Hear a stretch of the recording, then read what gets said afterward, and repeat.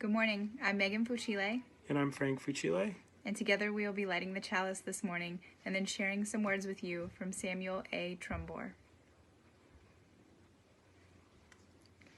O light of life, be kindled again in our hearts as we meet together this morning. To celebrate the joy of human community, seeking a wholeness that extends beyond ourselves. Good morning. My name is Amanda Lonsdorf, and I'm the UU Board President this year. And I want to welcome everyone to the Unitarian Universalist Congregation virtually. We are a religious community who commit ourselves to diversity, and we hope to nourish human difference, those of gender, race, age, ability, sexual orientation, political views, culture, class, and religious belief. We welcome all those who treasure freedom of conscience in the search for truth, and we promise to do our best to provide you a spiritual home. Welcome this morning. Hi, this is the Reverend Julianne Lepp. Today we are celebrating Women's History Month, and especially that people's stories matter. And we often hear the stories of those who are in the headlines or those who write history, and we wanted to share some stories that you may not know. You'll hear readings from Amanda Lonsdorf, our UUC board president, and also from our intern, our ministerial intern, Peyton Carter. Thank you for joining us today. Good morning, everyone. My name is Amanda Lonsdorf, and I have a reading that I'd like to share with you. The poem is titled Goddess by Misha Sanders.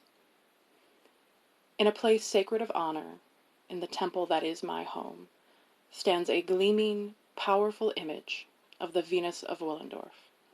Proud and naked, her unbound breasts resting on her full, rotund belly, blissful and heavy, with the ripeness of all life and the sweet milk that sustains it, having no apologies to make for the fat fullness of her thighs, grown strong and proud from the carrying of this wide expanse of hips, and a rump the roundness of which has enchanted poets and priests since before time. The wise goddess child that is my daughter calls this image the mommy doll, and she has no interest in the notion that maybe this lush feminine form was not fashioned to look like me. How then can I face this child and not stand tall and be a goddess, and in whatever size I am, be content? I do not need minimizing panels in my panties and wires in my bra to be divine and full of beauty. Full of beauty. Not starving. Not starving for affection, approval, appreciation, confirmation, conformity, or anonymity. But fully at home in the body of this woman, who takes up her share of space without saying I'm sorry, and still leaves room enough in the world for you. So to you, and to me, and to the wise goddess child who is my daughter, I say, fearlessly and wondrously are we made in the image of she who is most holy, and the blasphemy of body hatred has no place in this temple. Thank you. Hi, I'm Peyton Carter. I am Abby Roche. The meditation this morning is We Are Whole. We are whole even in broken places, even where it hurts. We are whole even in broken places. The places where fear impedes our full engagement with life, where self-doubt corrupts our self-love, where shame makes our faces hot and souls cold. We are whole. Even in those places where perfectionism blunts the joy of full immersion into person, place, activity, where good enough does not reside except in our silent longings, where our gaps must be fast filled with substance, accomplishment, or frenzied activity, lest they gape open and disgust. We are whole. Where we would doubt our own goodness, richness, fullness, and depth, where we would doubt our own significance, our own profoundness. We are whole. Even in our fragility, even where we feel fragmented, alone, insubstantial, insufficient. We are whole. even as we are in process, even as we stumble. Even as we pick ourselves up again, for we are whole. We are whole. Good morning, everyone. I have another reading for you, and this is a story about May Sarton. There once was an inquisitive, thoughtful girl named May. She was born in Belgium about 100 years ago. She lived there only a few years until the German invasion in 1914. Fleeing Europe, her family came to live in Cambridge, Massachusetts, where her father became a professor. When she was 10, a friend brought her to a Unitarian church. She liked the minister very much, and she liked listening to his sermons. One day she heard him say something that would stay with her for the rest of her life. Go into the inner chamber of your soul and shut the door. These words would be with her always. As she grew older, her love of poetry and writing grew. She also loved acting in the theater.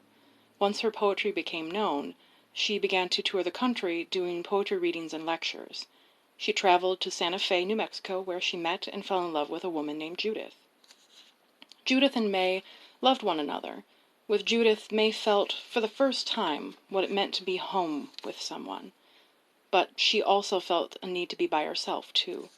After the death of her parents, she went to be alone to contemplate and write in a house in New Hampshire. And this is why we're talking about her now. It was there in the solitude of that house that she could do what the Unitarian minister so long ago told her to do. She could go into the inner chamber of her soul. And go she did. Her book, Journal of Solitude, which she wrote there, begins, I am here alone for the first time in weeks, to take up my real life again at last. Without the interruptions, nourishing and maddening, this life would become arid, yet I taste it fully only when I am alone. Alone, she was free to look deeply into her life. She explored inside herself. She paid close attention to what she was thinking and feeling. Her quiet noticing brought her to joyful understanding, revelations about herself, her life, and of life itself. She wrote, if one looks long enough at almost anything, looks with absolute attention at a flower, a stone, the bark of a tree, grass, snow, a cloud, something like revelation takes place. It is these words in which she directs us to look with absolute attention that we focus on today. As we look deeply at anything in nature, any part of life, we can see within it a miracle unfolding, or the whisper of a miracle already unfolded. Like May, by paying close attention, we may find miracles. They are all around us, waiting to be revealed. Will we be drawn to these miracles that we see, or will we write about them like May Sarton, perhaps to share with others? It may be enough to simply know the miracles. Let them feed our awe and wonder at the universe and our place in it.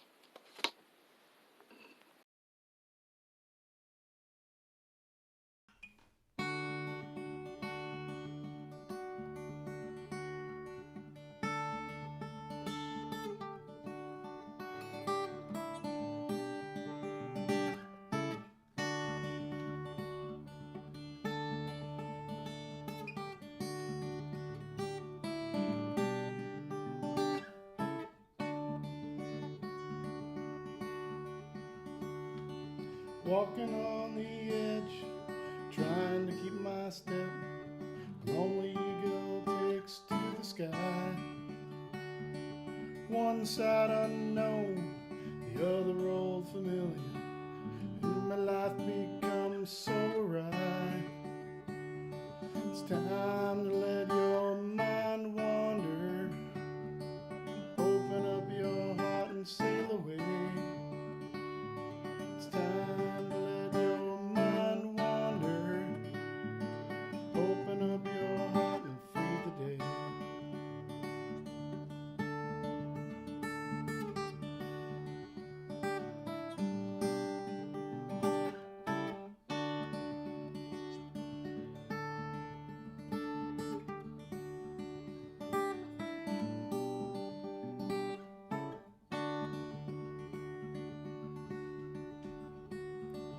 walked along the ledge, steps were so uneven, still looking for that eagle in the sky.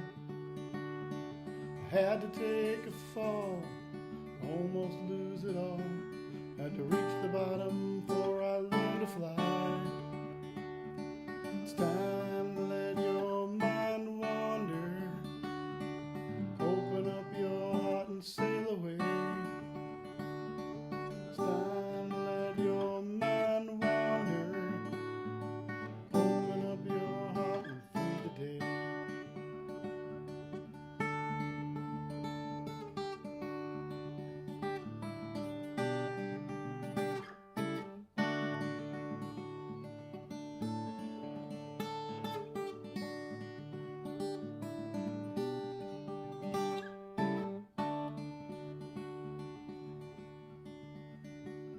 That eagle, she flies the northwestern skyline, spreads her wings and she takes to the sky. She floats on the breeze, mind is at